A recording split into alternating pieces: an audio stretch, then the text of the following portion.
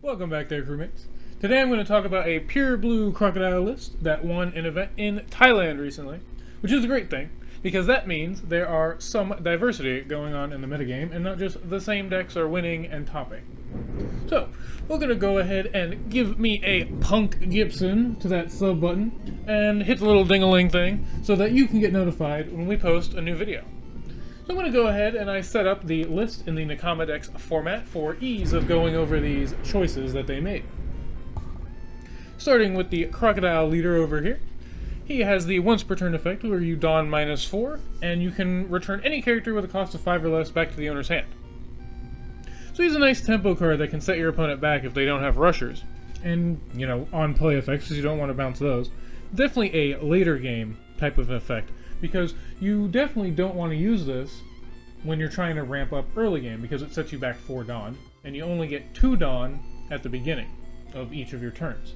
So you kind of want to wait until end game when you have 10, so you go down to 6, and then you go back up to 8 on the following turn. Because you don't want to use this effect too much, or else you're not going to have Dawn, and then you're not going to be able to play your cards.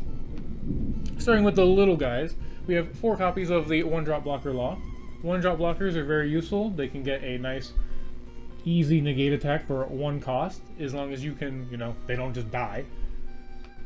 We have 4 copies of Alvida. Now, her effect is that with a Dawn Under, when she attacks, you can discard a card from your hand, return one of your opponent's characters with a cost 3 or less back to their hand.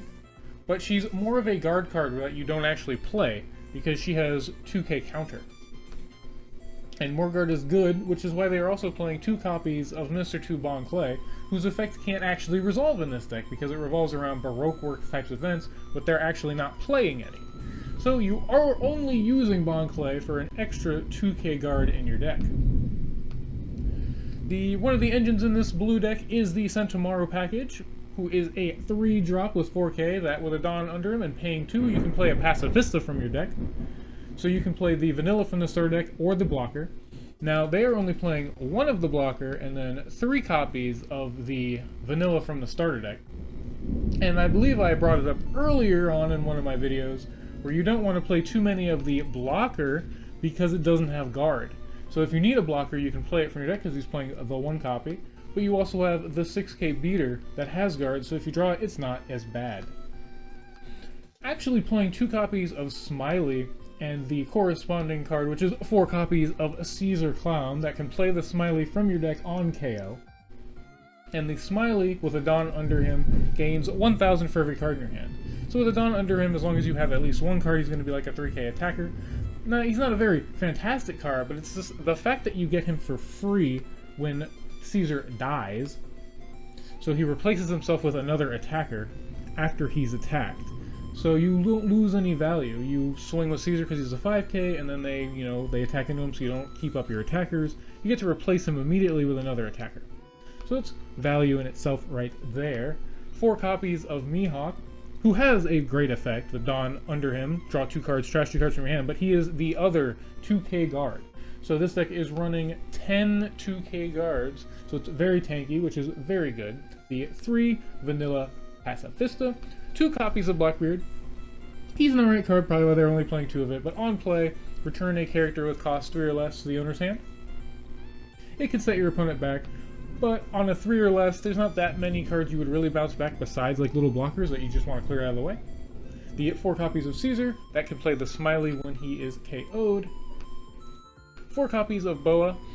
She is a fantastic card. Her effect procs on block and attack. So with a Dawn under her, if you have 5 or less cards in your hand, you get to draw a card. So you can keep your hand nice and healthy. Which, you know, ends up working out for Smiley if he's on the board.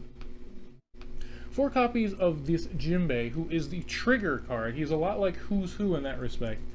He, on play, can place any character cost 3 or less on the bottom of the owner's deck. So he's a very good and efficient card that can get rid of a threat, but he's only 2k and he doesn't have guard. Like, I like the card. It's just the fact that he's 2k that like irks me a bit. If he was 3k just like Who's Who, I wouldn't be as miffed about it. The 1 copy of the blocker Pacifista. 3 copies of Dofi and 3 copies of Mihawk. Now I'm saying these 2 together because they are the boss monsters of this list. So they are big drops that don't have guard. Now the Mihawk I understand playing 3 copies of. He's 9-drop 9k, and on play can spin any character that's cost 7 or less to the bottom of the owner's deck. So he immediately removes a threat.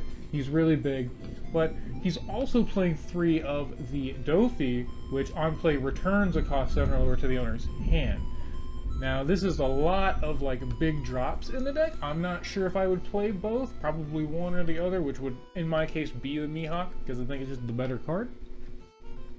But there is something to say about the fact that when you play the Mihawk, you only have 1 up, so you can't play your events. And when you play the Dofi, you can still play your events. So I think Mihawk is the better standalone card, but in the situation where you want to defend yourself, the Dofi could technically be better because you still have a big body. But if you have the 1-drop blocker, you could play the Mihawk and then play the blocker as a defensive card. And then rounding up, we have the events, which is 4 Level Up Beam, which gives you 4k, and then draw a card if you have 3 less cards in your hand, which is great. And then 2 copies of Overhito, which gives you 4k, and then you can return an active character with cost 3 or less to the owner's hand. Now the secondary cost of this, in my experience, almost never comes up on the opponent's field. You kind of pick if you want to send something back on your field to your hand. Maybe you want to try and block with it. It's a very nice list, actually. You know, it has your big guys, it has defense, it has a bunch of 2k guards for ease of guarding. And it seems that it's just really nice to see people trying out new and different things and not sticking to the same old kinds of decks that we've been seeing around. So let us know in the comments down below what your favorite blue card is, and we hope you enjoyed the video, and we'll see you in the next one.